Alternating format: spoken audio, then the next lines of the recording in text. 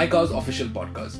Today we have a very special guest with us, and introducing her would do an injustice to the kind of achievements that she has and the kind of achievements that she has brought, laurels that she has brought to MICA. So without further ado, I'll straight ahead go to the discussion and talk to her about everything that is MICAn, and then delve a little bit about the MICA's curriculum, talk and learn and understand how the curriculum shapes a MICAn in the way that it does, and how does a MICAn stand in front of other Premier B schools and other students from across the world. So, Madam Preeti Shroff, welcome to a MICAST. Welcome to the official podcast of MICA. How do you feel? Very happy and very proud.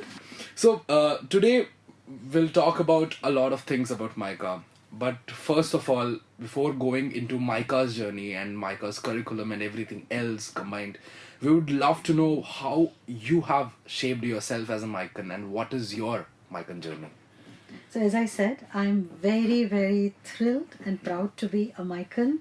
And the reason being, when I arrived at MICA after 24 years abroad in the US, in Washington, D.C. mainly, and I worked with international organizations such as World Bank, UN, and also led a university in Washington, D.C., but traveled all over the world. I became very, very clear that Indian youth and the next generation leaders have an incredible opportunity to emerge as global leaders. But in order to do that, we have to ensure that our education system is exciting for the next generation and would bring global learning elements.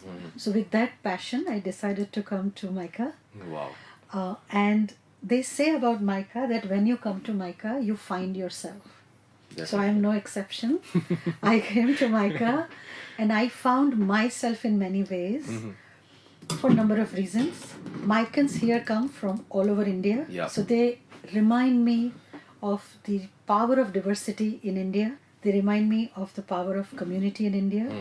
And MICA alumni, the way they engage with MICA's current students is the greatest power of relationship and giving back to your community. So I'm very much a part of MICA and thank you to all MICAns and stakeholders who teach me so much about how learning is a partnership between educators, learners and international institutions and how all of us need to learn from each other in order to move forward and bring about change in the world. So, individualistic yet collaborative learning.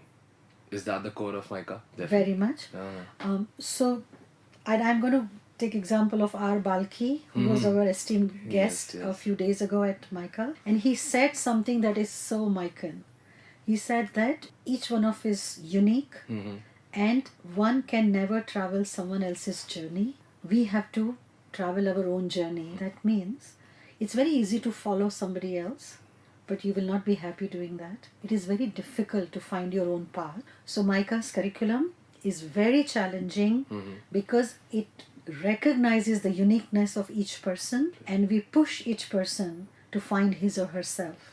But at the same time, we also believe in the power of the community and MICA creates a very strong community in terms of connection with alumni, connection with students who are in different programs, 1 year, 2 year, 3 year programs that are on campus. We also have specializations within PGP program. So student groups across specializations, how to connect them with each other and ultimately how to connect students with campus.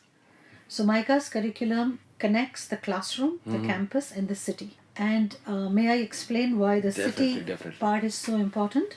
So Mr. Krishnamurthy, founder of MICA, believed in Ahmedabad city's culture, compassion and commerce that are very much rooted in Gandhian history and Gandhian legacy. Ahmedabad is now also the city which is UNESCO World Heritage City, and it was recognized as the World Heritage City because of the intersections of Hindu, Christian, Islamic architecture, because of the existence of old city and the new city.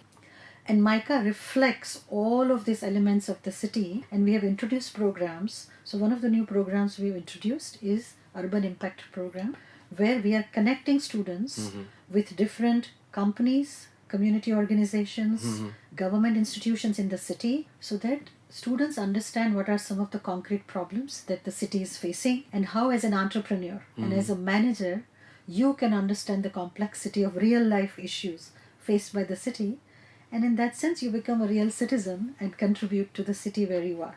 Wow, that's a very elaborate way of understanding how a MICAn is shaped in the way that they are.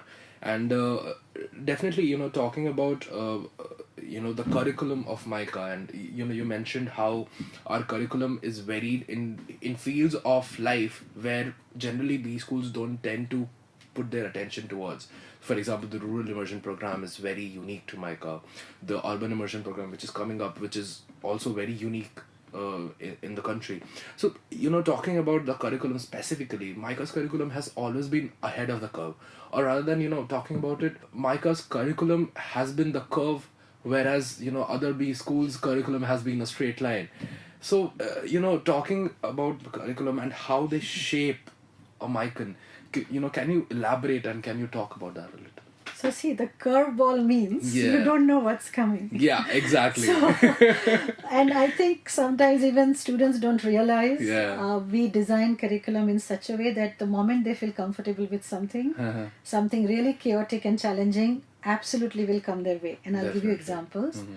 So starting from the entrance examination, MICA does not have one entrance exam. We have 2 entrance examinations. And I think we are the most unique institution in the world. The way these 2 tests are designed and synchronized. So as you know, CAT, for example, those who take CAT examination, focus is more on linear, analytical, mathematical aspects of learning, which is very important to understand your base skills and basic subject learning.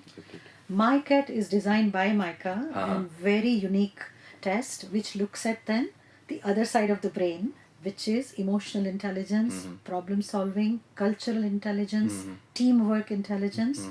So the unique aspect is, even while coming to MICA, those who decide to join us are very different people. And just because of these 2 tests, we end up having more than 50% women. Definitely. Every single year. There is no reservation, no quota. Yes. But here is something very important, and as a female dean I would say this, we end up also with very unique and intelligent men who value so many aspects of society, community, understand emotional aspects of how to connect with each other. So as a result, the classroom becomes a very dynamic space where men are challenged by women, women are challenged by men, and MICA believes in that interactive learning that happens. So that's one aspect. Second aspect is we believe in whole brain learning. So self-selected students, when they come to MICA, we ensure that they learn at the intersection and not either or. So it's not either business management or creativity. Sure. It's at the intersection of management and creativity that learning is designed. The other aspect I want to mention is we make sure that students get very innovative, cutting edge subject areas. So in year 1, like any other B school, students get core subject areas of management learning. Year 2, they have to specialize it. And some of the specialization topics are digital transformation, digital strategy, digital tools. And as we all know, all old industries are transforming themselves. And new age industries are digital by nature. We have introduced marketing analytics. We were one of the first ones to introduce digital and marketing analytics in South Asia. We have media and entertainment management. And just to give you an example, how new age industries are contributing to GDP.